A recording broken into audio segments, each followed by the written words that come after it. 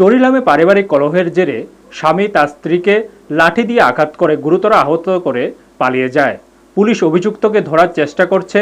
স্থানীয়রা মহিলাদের নিরাপত্তা নিশ্চিত করার জন্য প্রশাসনের তৎপরতা দাবি জানিয়েছেন। চরিলাম পুরানবাড়ি এলাকায় পারিবারিক কলহের জেরে মঙ্গলবার গভীর রাতে ঘটল এক ভয়াবহ ঘটনা। এলাকার বাসিন্দা নির্দ্বন্দ্বে তাঁর স্ত্রী রুমা রায় দেখে মাথায় লাঠি দিয়ে আঘাত করেন। আঘাতের ফলে রুমার মাথা, নাক এবং কান ফেটে রক্তাক্ত অবস্থায় রাস্তায় লুটিয়ে পড়েন।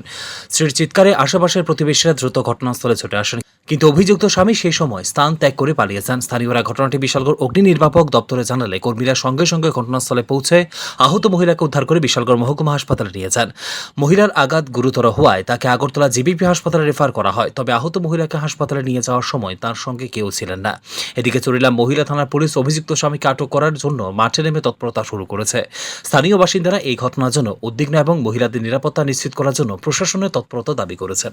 ব্যুরো রিপোর্ট, নিউজ তৎকাল 24। চলিলাম পুরানবাড়ি মহিলা পুরে গেছে, তো আমরা গেলাম, মহিলাকে আমরা বিশালগড় মহকুমা নিয়েছি। নাম কি মহিলা? রুমা রায় দে, 28 years। এটি কি মারধরের ঘটনা নাকি কোনো ফ্যামিলি ফ্যামিলিগত মারধর করছে নাকি? আপনারা কোন জায়গাতে বাড়িতে আনছেন না রাস্তা? আমরা আরেকজন রাস্তা রাখতেছি। আপনারা দেখছেন নিউজ তৎকাল 24।